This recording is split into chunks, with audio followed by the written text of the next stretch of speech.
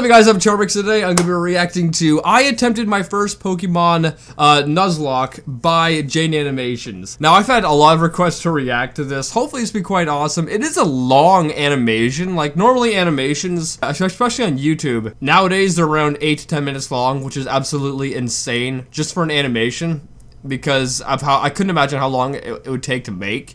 But this is a 17-minute long animation. Oh my goodness. Which is absolutely insane for an animation length. Like, this is almost the length that, like, an actual animation, like, TV show would be, right? That's crazy. Anyway, hope this will be quite awesome. I've had so many requests to react to this, but, yeah, make sure you guys go subscribe to Jane Animations. Without any further ado, let's begin. Within the Pokemon community, there's a set of self-imposed rules you can add to the games to make them more challenging, called a Pokemon Nuzlocke. You can only catch the first Pokemon you run into per route. If a Pokemon faints, it dies, and you can't use it anymore. And you have to nickname your Pokemon to get more attached to them. That means if... That just goes the same for anything in real life. You know, if you, if you get a pet, you give it a cute little nickname, you get more attached. That's just how anything goes. Like, you get a kid, give it a little nickname, you get more attached. If you aren't careful, you can technically lose a Pokemon game under those conditions. I've wanted to do a Nuzlocke for the longest time. I've started a couple in the past, but never actually got to finish any because busy. But today's the day that all changes. I decided to make a video on my first full attempt at a Pokemon Ruby Nuzlocke. Let's see how it went. After breaking free... What's she playing on, the DS? Or the 3DS? Or the PSP? I'm joking, no one uses PSP. From the back of the moving truck my mom stuffed me in and introducing myself to the neighbor Brendan. The kid that I always thought was a monkey said that he heard screaming up ahead. Professor Birch is getting mauled by a level 2 Poochyena, so I let his Torchic out and she scratches the crap out of it. He gifts me Torchic for rescuing him and I name her Teriyaki. Wait. Did you throw your own? Or his? Did I miss something here? Professor Birch is getting mauled by a level 2 Poochyena, so I let his Torchic out and Okay, it was his Torchic. I thought it was hers. Like, why would he gift you your own? That makes no sense, but it's his. Okay. She scratches the crap out of it. He gifts me Torchic for rescuing him, and I name her Teriyaki, my first Pokemon. Walking up the route more, I run into Brendan, who that name suggests, supper. Challenges me to a battle, where Teriyaki proceeds to also scratch the crap out of his Mudkip. Good job, Teriyaki. You're 2 for 2. Doing great. Professor Birch gives me 5 Very cute. And the Nuzlocke has officially started. I walked back up to catch my first Pokemon and ran into a Zigzagoon. Alright, not the best, but I can work with this. You know, I think we're gonna have a really awesome adventure. I'm gonna say, is it gonna go scratch it? Yes, it is. Dude! So Teriyaki one-shotted Zigzagoon with a critical hit scratch, but whatever. Contain your murder a little bit, alright, guy? Route 102 is... Teriyaki seems to have some slight issues when it comes to other animals. Right around the corner, and that's where I was able to catch Corn the Seedot. Look at us, a couple of friends ready to take on the Hoenn region together. Don't trust Teriyaki. After watching the weird kid Wally struggle to catch his first Pokemon, I continued on to Route 104 and found a little Talo in the grass. Aggressive and screams and hungry. Why can I see its butthole? Why can I see its butthole? Why do you have to animate that? Oh yeah, I know your name. In Petalburg Forest, a Team Magma grunt jumps some random professor, so Ari and Teriyaki peck his eyes out. Oh, hello, Shroomish. What a great duo. I'm gonna name you Onion. I make it to Rustboro, and while getting ready to take on Roxanne's gym, Teriyaki kills another Zigzagoon I was about to catch. What's your problem with Zigzagoons, dude? But it turned out alright, because she also ended up evolving. And then she got thick. Onion was able to destroy Roxanne with ease, and we got our first gym badge. Exiting the gym, we catch a glance that Team Magma is up to no good again. Something about the scorching earth or something. And this old man... Are you naming your Pokemon, like, after food? You got Teriyaki, freaking Onion. What are you gonna have next? Prime Rib? Exclaims that they stole his Pico. Here's your dog. Also, you're coming with me. The mayor thanks me by turning me into his errand boy, and I arrive in Dewford to give a letter to Stephen. Alright, what do we got? Ugh. Okay, Chomps. After finding Steven, it was time to take on Brawly, the next gym leader. Ari's a stone-cold killer and easily earned MVP in that fight. Things were going well. 2 badges in, and the team is looking good. Teriyaki looking thick. Good. On my way to the next city, I caught a tentacle on the beach. Squidward. And after beating Team That's an appropriate name. Magma and Brendan again in Slateport, it was time again to get ready for the gym battle with Watson. But as I was fighting some trainers, Charmx the Mawile got electrocuted a bit too hard and was killed. Jaden, let's battle. I want to show you how strong I am. Okay. Ari, this is an electric gym. You're not allowed to fight in here, so you can just wait outside. Oh, I like how you named it Ari after your own bird. Why did I just clue into that now? I should have noticed that a while ago. Frig me, I'm so slow. While battling the gym trainers, Onion evolved into Breloom, and together with Teriyaki, they were able to get another victory. Now we were riding high. 3 gym badges in and no main casualties. With our massive confidence, we decided to take on the Windstraight family's child. I just drank a bunch of water and it went up through my nose, like through my sinuses. I can feel it up there. How did that happen? Knocked twice to fight our entire family. Seems kind of a little bit of an overreaction, if you ask me. Challenge of beating all their family members. I had Squidward out front to get him some experience, but we ran into some troubles with Grandma. Oh god, it's gonna do a high jump kick. We can take him out, but I need a clean switch first.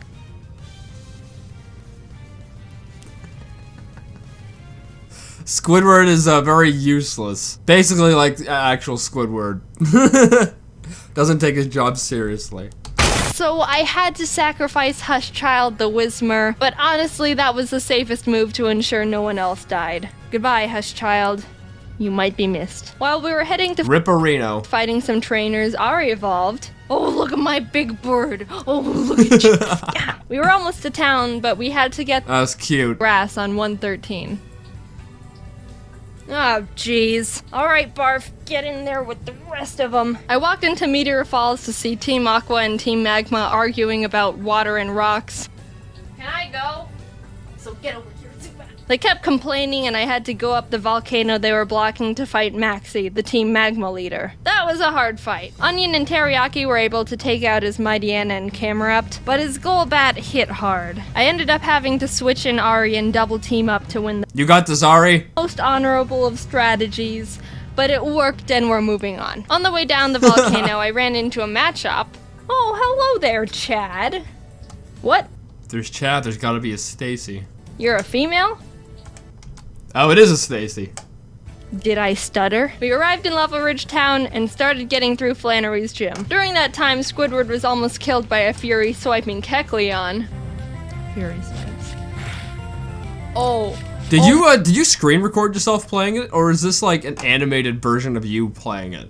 Oh my gosh, that does a lot of damage. Stop!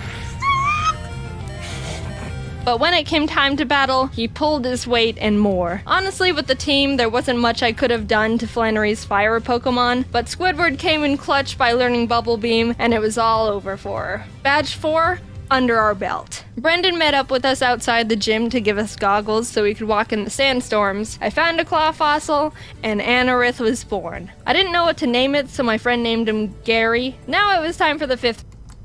Gary, why Gary? If it was a snail, I could see Gary. But why Gary? Is there a reason why behind that, or just freaking listen to this David Gary? Gym. After some training, or why not just go along with the naming it like the rest of your foods? Let's name it freaking steak tartare or something. Chad evolved into Machoke, and the team was leveled up. I started the battle Mega Chad with Ari, and after realizing I was in trouble. Yeah, that doesn't do a lot of damage. I managed to squeak by with more double teams. Ari was barely able to take out the first slacking, so when the second, stronger one came out, I knew I had to use a different strategy. I brought out Onion to leech seed it and try and get more chip damage in, which worked, but he was also killed by Slacking's Facade, which I thought he could take. Chad was able to Reparino Onion, you will be missed. To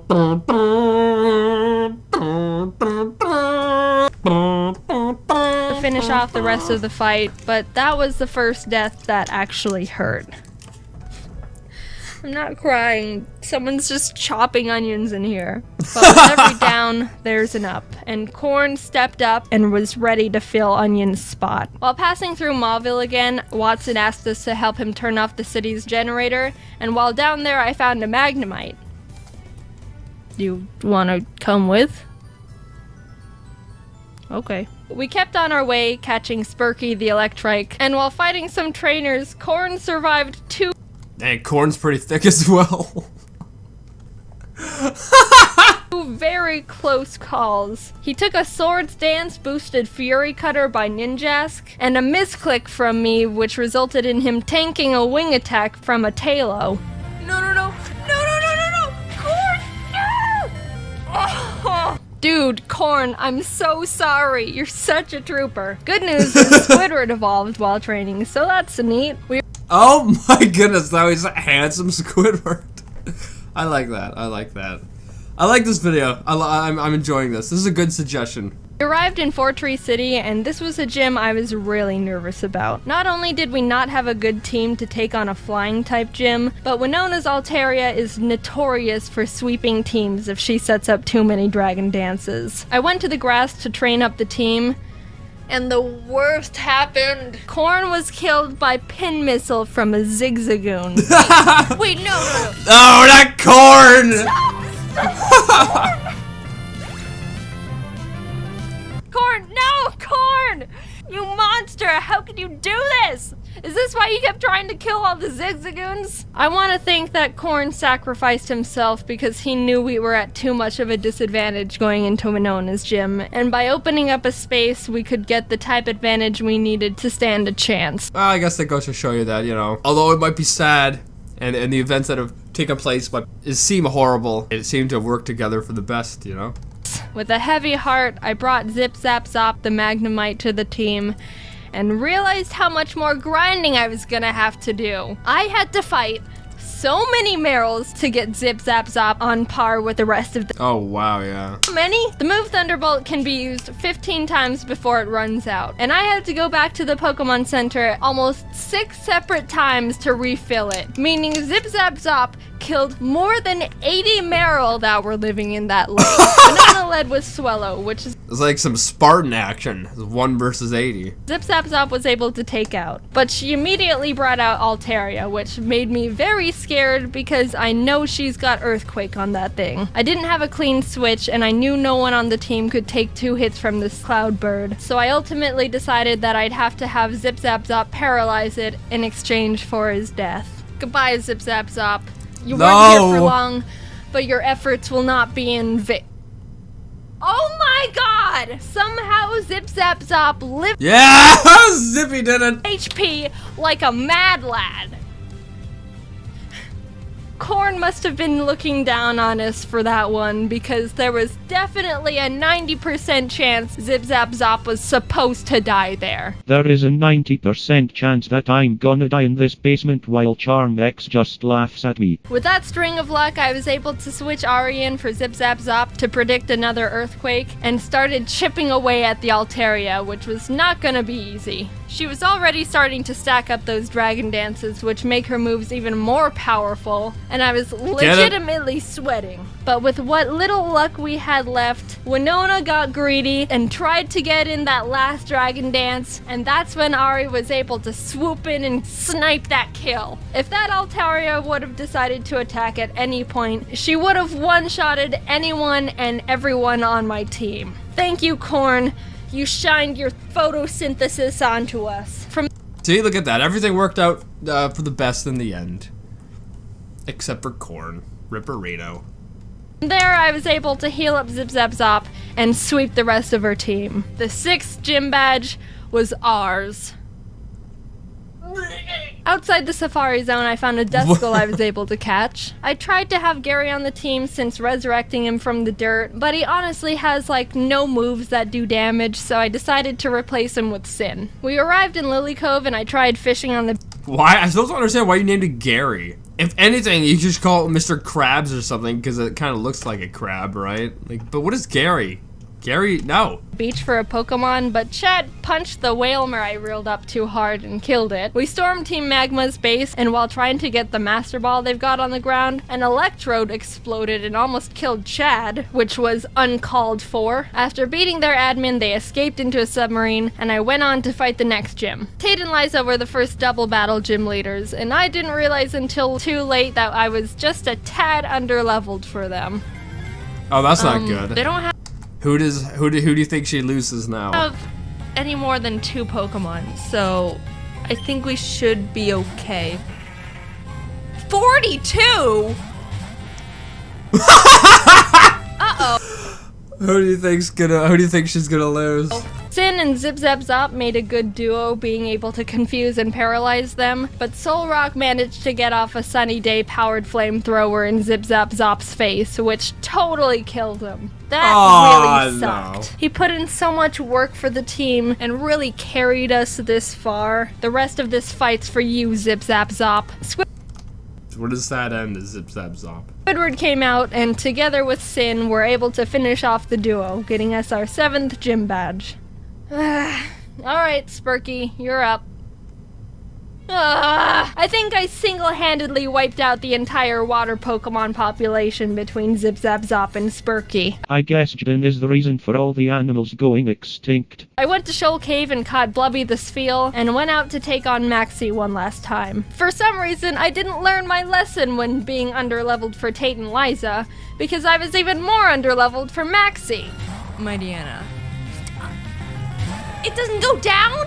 This fight was rough. Chad was able to Who does she lose now? take out his Mighty Anna, but I resorted to Squidward when his Crobat came out, and luck wasn't on my side here. Oh no. Oh, that's not a good sign. If luck ain't on your side, you know you ain't lucky. Because Squidward was killed by a higher Ah! attack. Squidward! The way Pokemon works is there's a small range of damage an attack can do. It's not actually the same all the time, and it's kind of based on chance. So even though it looked like Squidward could have lived 2 wing attacks, Maxie was able to get a low roll on the first one and a high roll on the second, which was the death of Squidward. But it wasn't time to give up. We had to persevere. For Not Squidward. Anyone but him. Anyone but him. Squidward. Ari came in and took out the Crobat and lived on 1 HP when hit by Camerap's rock slide. 1? It was a tough battle, but we squeaked by. Barely. After that fight, I needed to take a step back and seriously grind up the team again. If we were... That's what it sounds like. You keep going into all these fights where you're just way underpowered. And you're losing everyone. just a bit more underleveled, we would have been murdered. Blubby joined the team and we got to work, eventually arriving in Sutopolis. Steven and the Sutopolis gym leader Wallace were there saying Groudon was in the cave because someone used the wrong orb and pissed him off. So I went in there, walked up to Groudon, and Master Balled him immediately. There's no way I'm fighting Groudon. Now get in the box. That's what she said. While fighting Wallace, Spurky was able to take out his Love Disc and Celio. Sin beat his Whiscash, and Chad finished off the Milotic. The team was perfect. And after obtaining our final gym badge, I knew we were ready for the Elite Four. We got through Victory Road. Wally tried to fight us for the last time, but he just needs to stop. We exited the cave, and there it was. The final challenge. Here we go. Sydney was up. I'm really impressed by this animation. I still can't believe it's 17 minutes long. For an animation on YouTube, that's almost unheard of. It really is. I think this must be one of the longest animations done on YouTube. It has to be up there. First, and honestly, he wasn't a challenge at all. Chad and Teriyaki were able to take care of his team with ease. Phoebe wasn't difficult either, with Sin and Blubby being MVPs. Glacio was a bit tougher. Teriyaki was able to take out her Glalie, and Spurky could handle her Celios, but her Walrein was the big problem. Walreins are thick, can tank a lot of hits. Well, so is Teriyaki, right? Teraki's pretty thick. And can do a lot of damage. I would know. because I have one. I brought out Chad and she was able to get in a good amount of damage, but she was ultimately killed by Blizzard. No, not Chad! But it broke through the confusion and landed a Sheer Cold. Sheer Cold is a one-hit KO move. It has a 30% chance of hitting the target and will fail if the target Pokemon's level is higher than the user's. But even under all those conditions, it hit, and Sin was killed. 2 great team members, down and out. Chad was with us for so long and pulled so much weight, and Sin got us through some really tough battles. Even with those losses, we were able to finish Glacia off and move on to the final Elite Four member, Drake. Drake's got a tough team. And her team keeps shrinking. Can't believe we lost Chad. This is so sad. But we've got a Blubby, and she wanted revenge for her fallen comrades. She ice beamed every single one of Drake's Pokemon. Just a straight up massacre. And with that, it was on to the last battle. That was easy. Steven Stone. I was legitimately nervous. I led with Spurky to take out his Skarmory as quick as possible, and Blubby was able to take out his Claydol and Aggron, but then came his Metagross. This might be the end. Metagross is Steven's strongest Pokemon, so I needed to hinder it as much as I could before it started doing serious damage. How many Pokemon do you think she'll lose in this battle? I knew his Metagross had Earthquake, which would definitely take out most of my team. Oh boy, that's not good. Kamikaze to get a paralysis off. Blubby came out again, and after a lot of hard work, finally beat the Metagross by spamming Surf. Teriyaki was able to finish his Cradily. Oh, it wasn't as hard as it sounded then. Or at least you didn't make it sound that hard. And his final Pokemon was Armaldo, Gary's final revenge for getting booted from the team. I brought out Blubby because Teriyaki was pretty weakened, and after realizing she gets two-shotted by him, I knew she was gonna have to die. So with a heavy heart, Blubby pulled off her last Surf, getting Armaldo in the red, and was killed. Teriyaki, the Pokemon who's been with us from the start. Yes!